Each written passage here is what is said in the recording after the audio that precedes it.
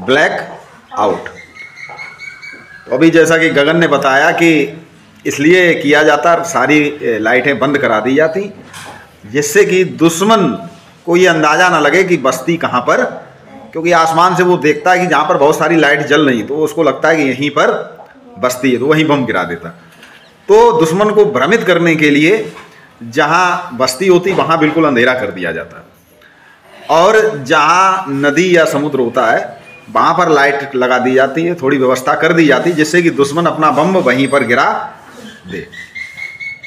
तो इस समय भारत और पाकिस्तान के बीच जंग जैसे हालात हैं, और इसी बीच भारत सरकार देश में ब्लैकआउट के लिए लोगों को प्रशिक्षित कर रही, जागरूक कर रही है। ठीक है, इसमें क्या होता है कि जब लगता है कि युद्ध होने वाला है या युद्ध जैसे हालात हैं तो लोगों को इससे परिचित कराया जाता है। ब्लैकआउट के दौरान घरों में, दुकानों में, फैक्ट्रियों में, जहाँ तक कि सड़क पर चलने वाले वाहनों, उनसे भी कहा जाता है कि आप थोड़ी देर के लिए सड़क के किनारे वाहन को खड़ा करके लाइट उसकी बंद कर दें। इसकी शुरुआत द्वितीय विश्व युद्ध के दौरान हुई थी। द्वितीय विश्व युद्ध हुआ था 1939 से 1945 के बीच।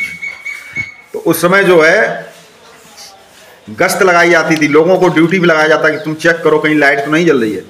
घर की दरारों से भी अगर कहीं लाइट आती थी तो उसको जो है पनिशमेंट दिया जाता था। इसके नियमों का पालन सुनिश्चित करने के लिए नागरिक एयर रेड प्रिकॉशंस वार्डन तैनात किए जाते थे, वो चेक करते थे। तो बिल्कुल भी, जैसे गांव में एक गांव कहते थे अंधेरिया कुप कहते हैं, इसका मतलब क्या कि बिल्कुल अंधेरा, जरा सी भी जुगनू भर तक की लाइट वहाँ पर। तो देखिए कल आपके क्षेत्र में हुआ था, लेकिन जो लोग जागरूक नहीं है, जो लोग हर चीज़ को हंसी खेल समझते हैं, मैंने देखा कि जहाँ तहाँ लोगों के घरों की इन्वर्टर चूँकि लगे हैं तो लाइट ऊपर से कट गई, लेकिन उनके इन्वर्टर के द्वारा बल्ब जल रहे थे। तो देखिए ऐसी कोई भी चीज़ें हैं उसमें हमें सहयोग करना चाहिए, और एक जागरूक और जिम्मेदार नागरिक की भूमिका अदा करनी चाहिए।